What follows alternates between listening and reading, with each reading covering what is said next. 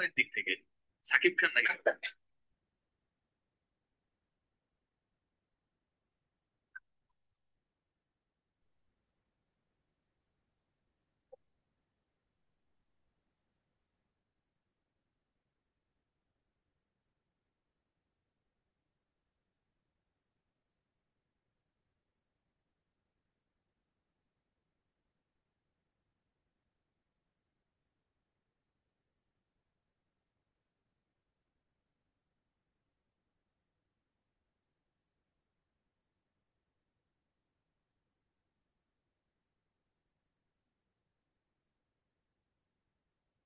ওকে, আমরা চলো এখন ফ্রা লিপি পড়বো। ফ্রা লিপ্পো।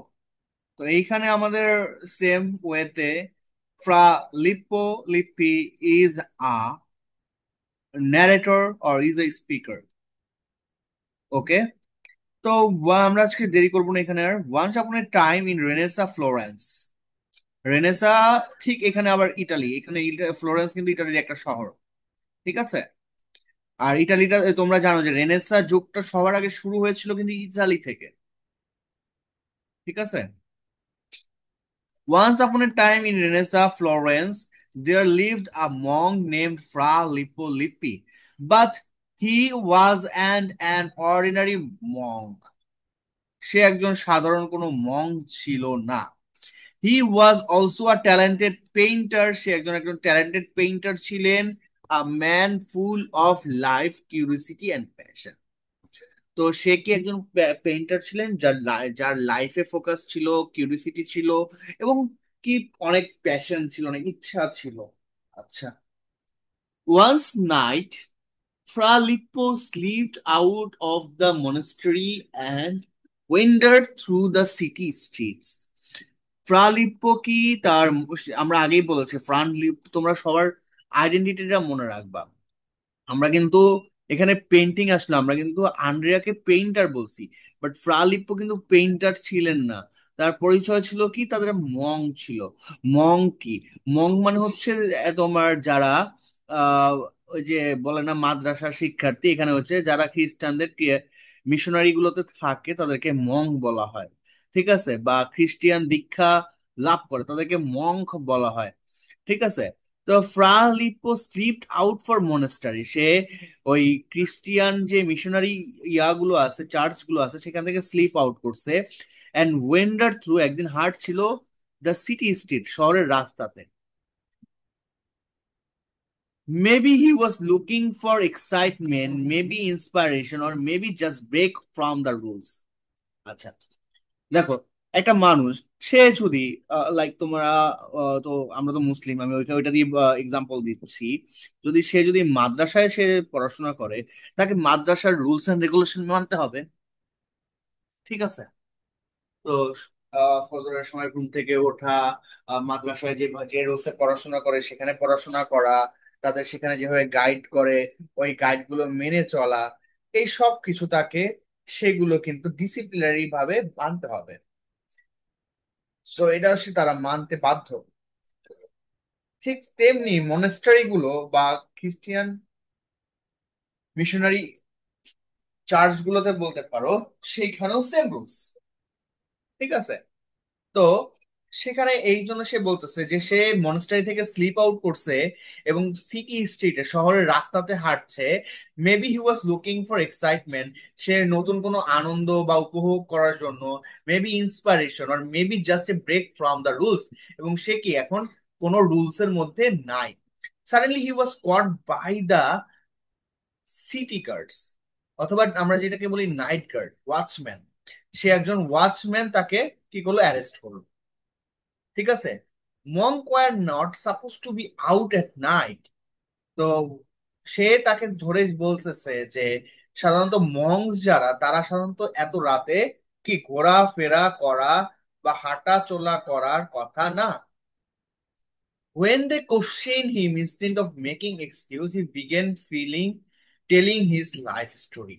যখন মং তাকে এই জিনিসটা বলতেছে যে তুমি তো একটা মঙ্ক, তুমি একজন, লাইক ধরো তুমি একজন চার্চের ছাত্র, তুমি তো এত রাতে রাস্তায় ঘোরাফেরা করবা, এইসব এখানে মূলত এখানে রাস্তা বলতে স্ট্রিটটাকে বোঝাচ্ছে তোমার এমন স্ট্রিট যেটা হচ্ছে প্রস্টিটিউট স্ট্রিট, ঠিক আছে, যে স্ট্রিটে আসলে খুব ভালো মানুষরা যাতায়াত করে না, ঠিক আছে। এবং সেই স্ট্রিট থেকে ধরার পরে সে তখন তার লাইফ স্টোরিটা বলতেছে। দেখো সে কি বলতেছে, হি টোল্ড দেম, সে তাদেরকে বলল how he was as a orphan as children. সে তার সে একজন কি অরফান ছিল, একটা এতিম বাচ্চা ছিলেন, left to survive on the streets. এবং সে রাস্তায় কি জীবনযাপনে খুবই সার্ভাইভ করছিল, হাংরি অ্যান্ড অ্যালোন, সে কি ক্ষুধার্ত ছিল এবং একাকী ছিল। He was eventually taken in by a group of monks who raised him in a monastery. এবং তাকে একদল বলতে পারো চার্চের লোক তাকে মংকে নিয়ে যায় এবং তার মধ্যে মনস্টারি তৈরি করে। দে গেভ হিম ফুড, তারা তাকে ভালো পোশাক দিয়েছে, খাবার দিয়েছে, পোশাক দিয়েছেন, শেল্টার দিয়েছে। But they also gave him rules, prayers and discipline. কিন্তু তারা পাশাপাশি তাকে কি দিয়েছে, রুলস, প্রেয়ার অ্যান্ড ডিসিপ্লিন। তুমি এখানে থাকবে অবশ্যই তোমার এখানে রুলস মানতে হবে, ডিসিপ্লিন মানতে হবে, তোমাকে ঠিক মতো প্রে করতে হবে, এটা না, এটা খুব জেনারেল না। তার মানে সে বলতেছে যে আমি একজন অরফান বাচ্চা ছিলাম, আমি আমার শহরের লাইফে বা রাস্তার লাইফে, সে একজন পথশিশু ছিল, সোজা কথা বললে সে পথে পথে ঘুরতো, সে খুবই হাংরি ছিল, একাকী ছিল, সে সেই লাইফটা এনজয় করতো না, সে খুবই ক্ষুধার্ত ছিল।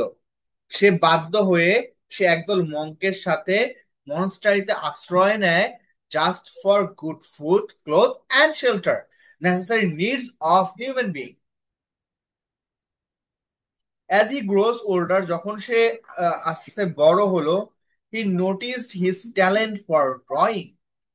সে নিজের লক্ষ্য করলো যে তার ড্রয়িং এ তার একটা বিশেষ প্রতিভা রয়েছে। He could sketch people so so well that they looked alive. সে মানুষদেরকে এমন ভাবে আঁকতে পারতো যে তারা মনে হয় কি জীবন্ত। Very good. So they let him paint for the church. They বলতে বোঝায় যে যারা মনস্টার লোক বা মনস্টারের তত্ত্বাবধানে আছে, তারা তাকে কি করলো, অ্যালাউ করলো যে তুমি চার্চে থাকো, চার্চে তুমি আঁকা আঁকি করো। He painted walls, ceiling and altar piece, but soon there was a problem. সে চার্লস চার্চের সব জায়গায় সে আঁকাআঁকি শুরু করলো।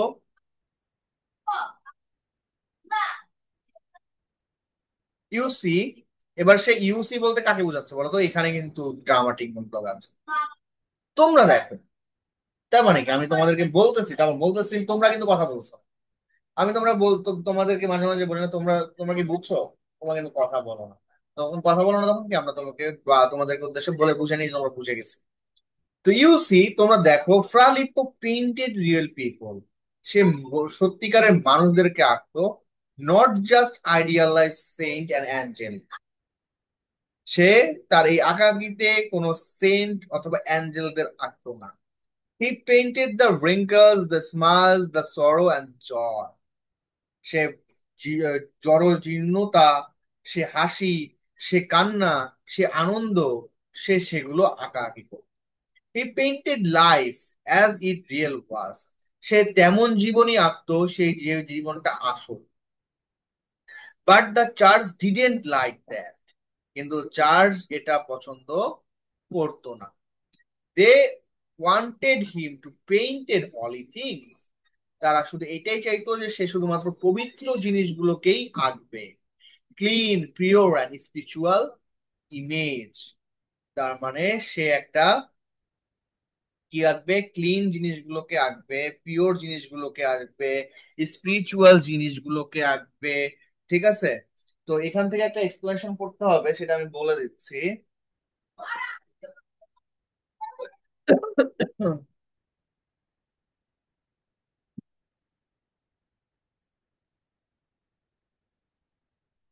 তার একটু টেস্ট তোমাদের সেট সাজেশন দেখে নিই।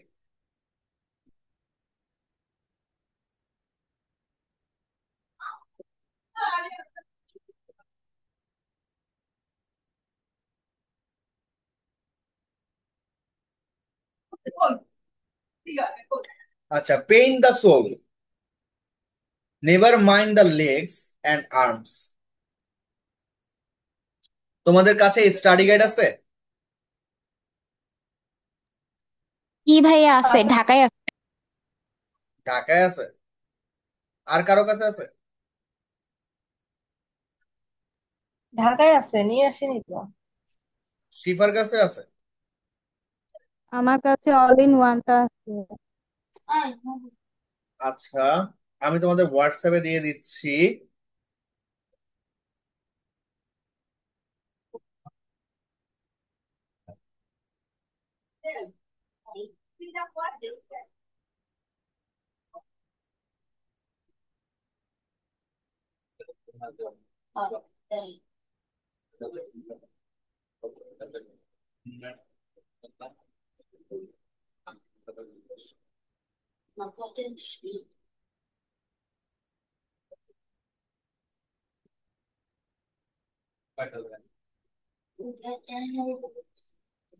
আচ্ছা, দিয়ে দিছি। Pain the soul, never minds the legs and arms, rub it out, try it a second time.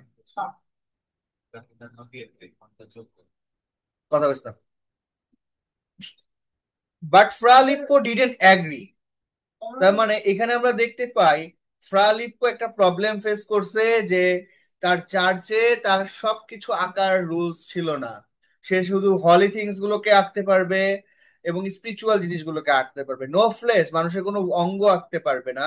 No emotion, মানুষের কোনো ইমোশন আঁকতে পারবে না। নো রিয়েলিটি, বাস্তব কিছু আঁকতে পারবে না। Just perfection. But Fra didn't agree. Fra Lippo didn't agree. He said, God made this world. He made our bodies, our faces, our emotions. So why hide them in art? কেন আমরা সেগুলোকে আর্টে লুকিয়ে রাখবো? কথা বলো না। সো ফ্রা লিপ্পো পেইন্টেড কি করছিল, রিয়েল পিপল মানুষদেরকে। সে বলতেছে যে গডই তো রিয়েল পিপলদের মানুষকে তৈরি করছে, তাদের আত্মা দিছে, তাদের শরীর দিছে, কেন আমরা মানুষের শরীর রাখবো? ঠিক আছে। So why hide them in heart, কেন আমরা তাদেরকে আর্টে লুকিয়ে রাখবো? Why not show life as it truly is, কেন আমরা লাইফটাকে এমন ভাবে শো করবো না আসলে লাইফটা বাস্তবে যেমন আছে? Still the monk tells him, এবং মঙ্ক টোল্ড হিম, সে বলল যে no, you must paint what lives people souls, not what pleases their eyes. So এই উত্তরে তাকে ওই চার্চের মঙ্ক বা ঊর্ধ্বতন কর্মকর্তা যে ছিল সে বলছে যে নো, তুমি শুধুমাত্র আঁকবা, you must paint what lives people soul, যেগুলো মানুষের সোলে, আত্মাতে ধারণ করা থাকে এমন জিনিসগুলোকে। What pleases their eyes, not pleases their eyes, যেগুলো তোমার চোখে প্রশান্তি দেয় এমন না, যেগুলো আত্মাকে প্রশান্তি দেয় এমন জিনিসকে তুমি আঁকবা। So there he was stuck between two worlds, তাই সে দুইটা ওয়ার্ল্ডের মধ্যেই কি আটকা পড়ে গেছে। ওয়ান অফ রিলিজিয়াস ডিউটি, একটা হচ্ছে তার religious duty, where everything had to be pure and proper, যেখানে সবকিছু হবে বিশুদ্ধ এবং proper. And the other of artistic truth, এবং অন্যটা হবে artistic truth, where he could express the beauty of real life.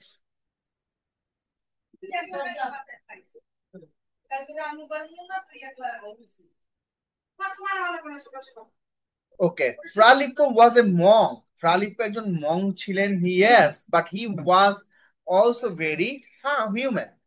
সেও কিন্তু একজন সাধারণ মানুষ। He liked to laugh. সে হাসতে ভালোবাসতো। He liked to wander. সে চলাফেরা করতে পছন্দ করতো। To live, বাঁচতে পছন্দ। He often found himself breaking the rules, sneaking out, chasing inspiration, or even adventure. Say adventure life lead করতে পছন্দ করতো। ক্লাসটা নিমু কেমনে আমি এখানে?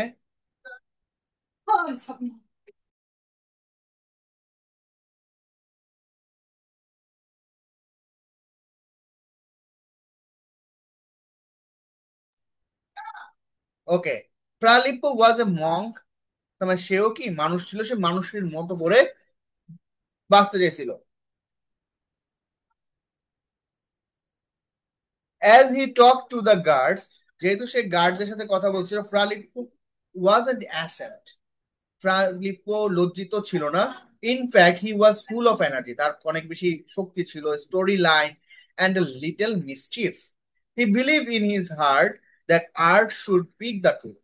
আর্ট সকল সত্যের ঊর্ধ্বে, and even if it showed things people didn't want to see. And so, in the moment under the stars and city mage monk inspired to the world what it meant to be true artist. No just someone who pleases their child, but someone who captures life as it is really is. তো তোমরা সবাই clear? দুইটা মজার একদম dramatic monologue পড়াইছি, যেগুলো পড়লে তোমার বারবার ভালো লাগবে। ঠিক আছে?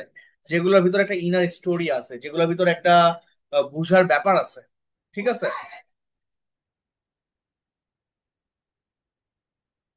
তোমরা ক্লিয়ার তাহলে এই দুইটা?